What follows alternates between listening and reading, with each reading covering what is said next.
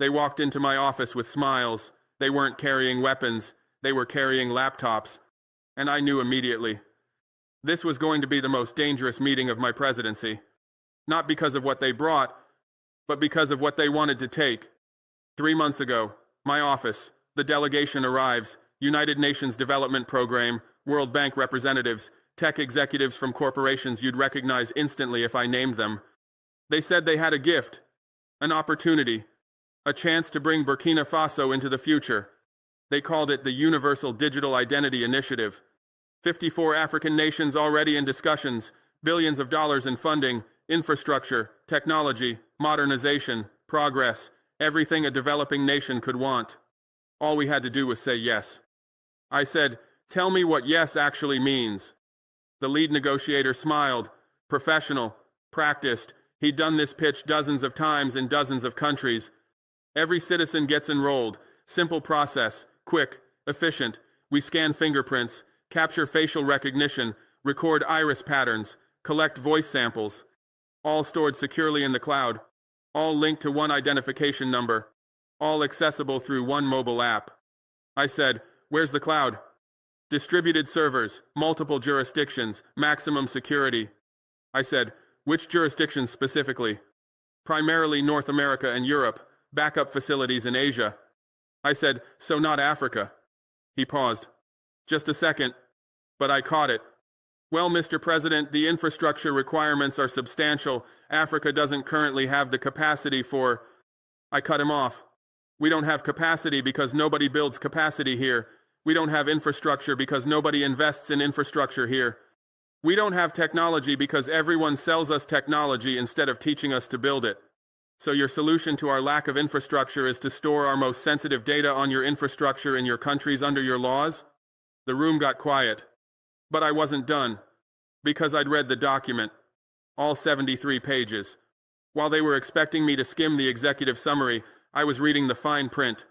The clauses they bury on page 47, the terms they hide in legal language on page 62, the liability waivers they slip into section 7.3.2. I said, "Who owns the data?" "The individual citizen, of course, but it's held in trust by the administering organizations for the citizen's benefit and protection." I said, "That's not ownership, that's custody with better marketing." He tried again. "It's a partnership model, Mr. President. Partnership requires equal power. Do I have equal power if you hold all the data and all the infrastructure? Do I have equal power if I can't audit your systems, can't regulate your protocols, can't enforce my own laws on servers I don't control?" Silence. I said, "What happens when we want to leave?" "Exit provisions would be negotiated during implementation." "That's not an answer. That's a delay. Answer now. What happens if 5 years from now I decide this system isn't serving my people and I want out?" He shifted in his chair. Just slightly. But I saw it. "These systems are designed for permanence, Mr. President. Discontinuation would disrupt critical services, banking, healthcare, government functions. Everything would be tied to this system, so exiting would tiptodos.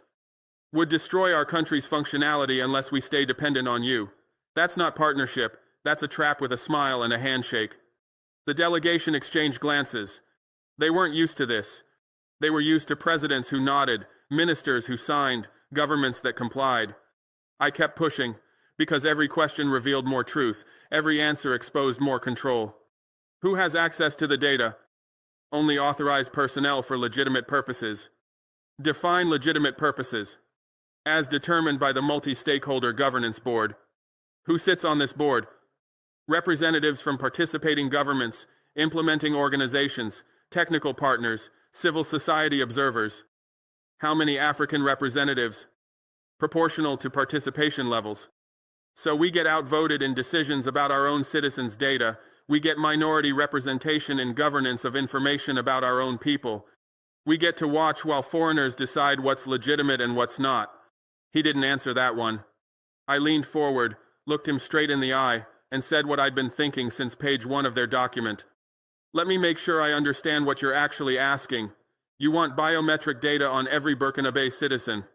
You want to store it on servers we don't control in countries we don't govern under laws we didn't write. You want to link every aspect of our citizens' lives to a system we can't exit without catastrophic disruption. You want us to trust that you'll use this data responsibly even though we have no enforcement mechanism if you don't, and you want us to believe this is about helping us. The room froze. He tried to recover. Mr. President, surely you understand the benefits. Financial inclusion for the unbanked, efficient service delivery, reduced corruption, empowered citizens with digital access. I said, it's about control, total control, control over identity, over access, over participation, over existence itself in a digital world. And you're asking me to hand you that control voluntarily in exchange for efficiency. Digital identity is the future, Mr. President. Whether you participate or not, this is happening. You can shape it by joining or be left behind as it happens without you. That's when I knew. That's when I understood completely. That's when I saw the whole system for what it was. This wasn't about helping Africa. This was about controlling Africa. This was about replacing physical colonization with digital colonization. This was about building the infrastructure of permanent surveillance and calling it development assistance. I stood up. Get out of my office. They were shocked. Actually shocked. Mouths open, eyes wide, confused. Mr. President, surely you want to discuss this further. I've heard everything I need to hear. You came asking me to surrender sovereignty over my citizens' identities to foreign entities operating under foreign laws with foreign interests. You dressed it up in language about partnership and progress. But underneath the PowerPoint, it's colonization with better graphics. Get out. They left. Shaking hands, fake smiles, professional to the end. But they didn't give up. Because people like that never give up. Because systems like this don't stop at the first no. Because control is too valuable to abandon after one refusal. 2 weeks later, World Bank calls, our infrastructure loan, the one for roads and bridges and power plants, technical difficulties, concerns about our commitment to governance reforms. Approval might be delayed unless we demonstrate more openness to international best practices in public administration. I said, this is about the digital ID. No, these are separate issues evaluated independently. But countries implementing digital identity systems score higher on governance indicators, which influences lending decisions. Pause. It's one consideration among many, Mr. President. So if I implement your system, my loan gets approved. We can't make that guarantee, but it would certainly demonstrate commitment to modernization. I said, that's extortion dressed up as technical assessment. I hung up.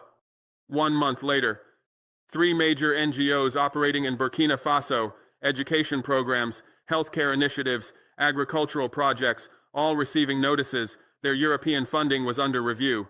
Concerns about operating in environments that don't meet international standards for digital governance. The NGOs panicked, called me, sent delegations. What's happening, Mr. President? Why are our projects being threatened? I told them the truth. You're being used as leverage. Your work is being held hostage to force my compliance. Your beneficiaries are collateral damage in a pressure campaign to make me surrender. 2 months later, International Development Conference, Burkina Faso was scheduled to present our agricultural reforms, our education initiatives, our economic progress. Suddenly, no invitation. Space was limited. They had to prioritize countries demonstrating commitment to comprehensive development frameworks. Translation: countries that said yes. 3 months later, the video appears. Viral within hours. Me, supposedly at the UN, giving a speech I never gave, saying words I never said in a context that never happened. We are not your lab rats. Dramatic, powerful, defiant, perfect for social media, perfect for headlines, perfect for controlling the narrative. Except I never said it. Not like that, not there, not then. Deep fake. Manufactured. Created. They took footage from a different event, altered the audio, changed the context, and released it as real. And millions believed it. Billions of views, shared across continents, celebrated, analyzed, discussed. Why? Because they wanted to believe it, because it said what people wish their leaders would say, because it captured frustrations that are real even if the video wasn't. And that's when I understood their strategy completely. They didn't just want to pressure me privately. They wanted to control the narrative publicly. They created a fake dramatic moment so when I told the real boring bureaucratic truth, it would seem less compelling, less viral, less important. They were playing a game I didn't even know we were playing. But here's what they miscalculated. Here's where their strategy backfired. Here's what they didn't expect. I decided to tell the truth anyway. Not the dramatic fake version, but the real version. The complete version. The systematic, bureaucratic, documentation-heavy version of how digital colonization actually works. Because the truth isn't one speech, the truth isn't one moment, the truth is a process, a system, a method of control that operates through paperwork and pressure, applied gradually until you wake up one day and realize you've surrendered everything without ever consciously deciding to surrender anything. So let me tell you what this digital ID system actually is. Let me show you what they're actually building. Let me expose what they're actually planning. It's not about identification, it's about verification. Authentication, authorization, control over who can participate in society and who cannot.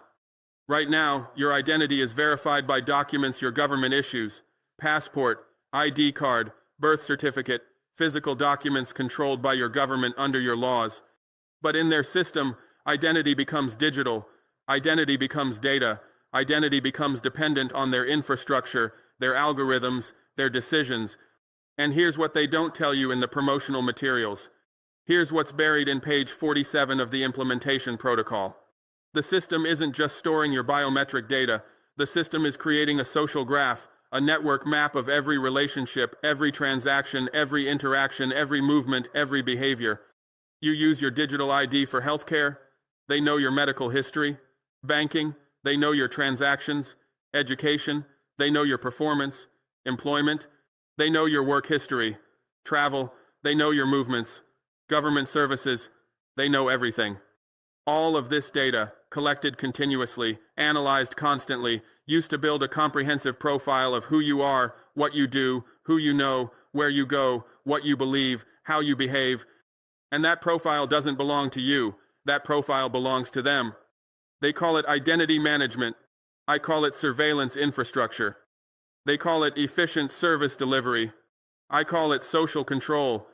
They call it digital inclusion. I call it technological colonization.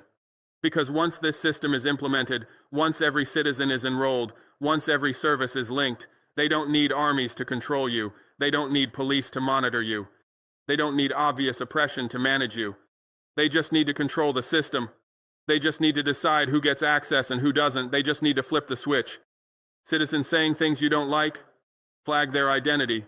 Restrict their access. Slow down their verification. Make their life difficult without ever arresting them, without ever charging them, without ever giving them due process. Community organizing against you, algorithmic discrimination, adjust risk scores, modify verification requirements, create barriers that appear neutral but target specific groups. Nation choosing independence, threaten to shut down the system, threaten to delete the data, make an entire country disappear from the digital world. They've convinced everyone is the only world that matters. This is the future they're building. This is the system they're implementing. This is the control mechanism they're deploying across Africa disguised as development. And it's happening right now, while you're reading this, while people argue about fake videos, while millions debate words I supposedly said instead of examining the system they're actually building. 73 African nations in discussions, 42 signed preliminary agreements, 27 started pilot programs, 15 began enrollment. Kenya, 6 million citizens enrolled. Nigeria, pushing mandatory enrollment. Ghana, linking digital ID to mobile money. Rwanda, connecting to healthcare access. Tanzania, tying to education services. Country by country, citizen by citizen, data point by data point, building the infrastructure of total surveillance disguised as efficient governance. And most African leaders don't understand what they're signing. They see immediate benefits, they see funding, they see technology, they see efficiency, they see international approval. They don't see the trap until they're caught in it. I see it. Because I read page 47. Because I asked the questions they didn't want asked. Because I understood that what they're offering isn't partnership but subordination. So I said no. And the consequences came fast. World Bank loan denied. $400 million for infrastructure, gone. IMF credit line suspended. Currency stabilization tools, gone. EU aid package redirected. 500 million euros for schools and hospitals, gone. They said Burkina Faso will suffer. They said my people would turn against me. They